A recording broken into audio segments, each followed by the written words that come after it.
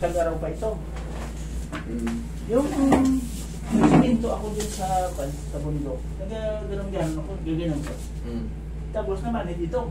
Kasi sobrang tagal eh. Pag ganun ko, pagtayo ko ng ganun, sabi ko bakit? Ang isa gumaling na, ang isa, tuloy-tuloy yung manhid pa rin. Tapos kasi pagtapos yung may siminto na, ilublog ko sa timba, tapos iganon ko yung pansiguro. Tapos hanggang ngayon, parang naramdaman ko, parang nandito na sa pit ko minsan, no? Yung manhid. Sige, ikaw akong patihaya.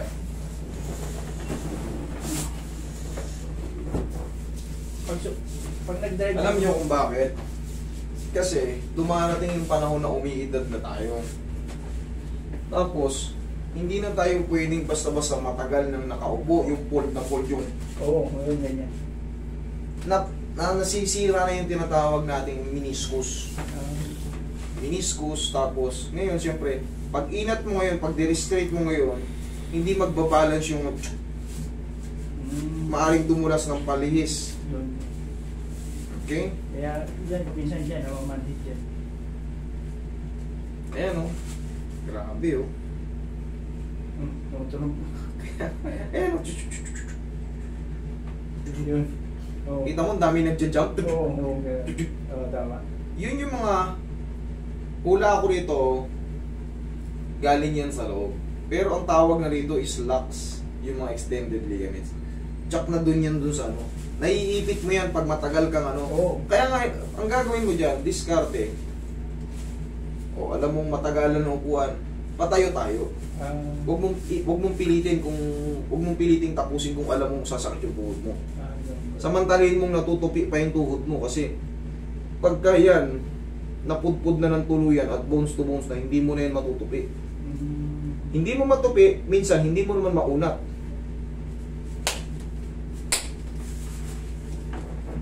Kasi maglalak yan.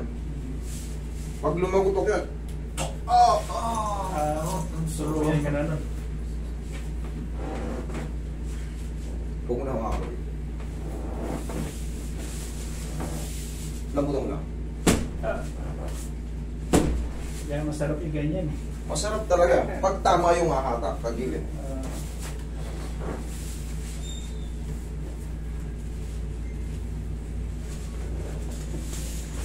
Kabilang side.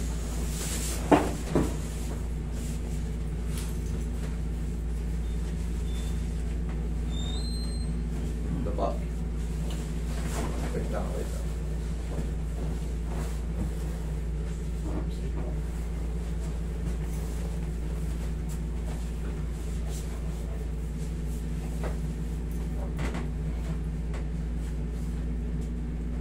Pinaka the best mong idol, huwag ka munang tumagal umupo, huwag ka munang tumagal tumayo, hayaan mo na nakaslang ka muna sa bahay para nakita nyo naman yung animation, di ba? Tansyahin mo kung paano siya hindi maiipit para makasingaw, para hindi ka mamanhid. Okay? Hindi mo na ba?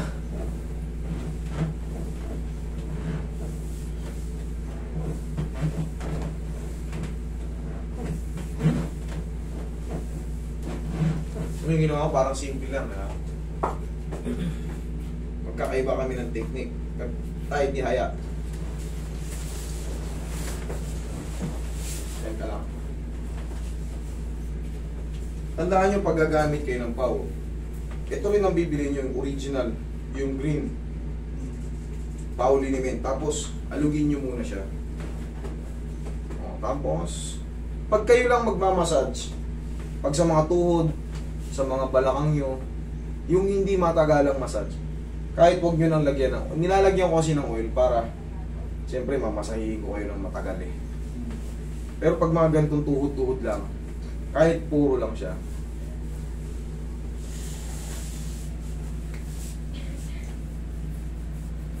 tsaka ang tamang pag-massage is medium type lang palagi. Nakikita nyo yan, nadidiin pero never umaaray. Meron kasing hilot or massage na napakasakit, diin. May natawag na hard massage, yung mga deep tissue, ang sakit nun. Marunong din ako nun, pero ina-adjust ko talaga. Na-adjust ko kasi naranasan ko na nung masakit. Bakit ko ipasa yung masakit? Di ang ituro ko yung masarap na massage.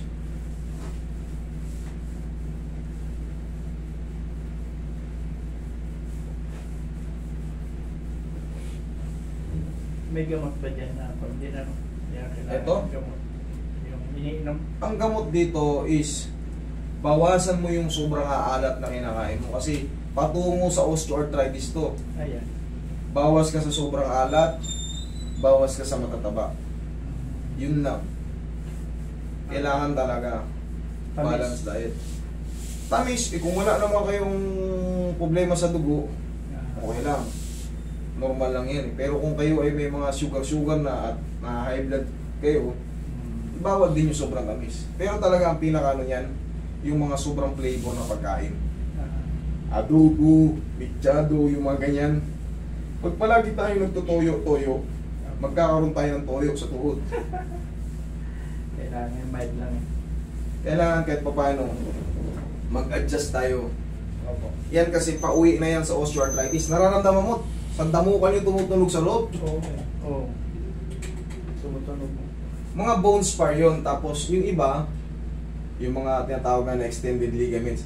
Pag dati ka nang napilay, o dati na sumakit yan, tapos naghilom, nakagalingan, naglalaman, yun yung tawag natin, naglalaman yung mga pilay. Yun yun, mga tinatawag na extended ligaments.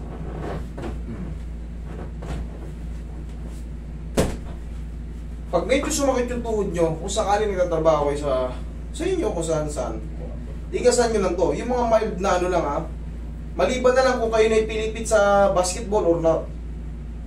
Yung mga nasa higaan lang, kung umilos kayo o nakaupo kayo, may sumakit. Tigasan mo yan, sipa mo. Yun, sa pa. Yun, okay? Simple lang yun, pero malaking ano yun, malaking impact. O sige, lakad ka. Tignan mo, check mo ngayon. O. Oo nga, parang Oo nga, no? nawala na yung... Kasi dito, parang nawala na yung stress. Oo, parang nakakaramdam naman siya, kaso lang, matagal. Matagal sa makaramdam ngayon. O yan ha, pag bumili kayo ng pau, magsabay na kayo mag-upload mag-ama. Okay? O, sige, ingat kayo. Sige. Tulungan mo muna si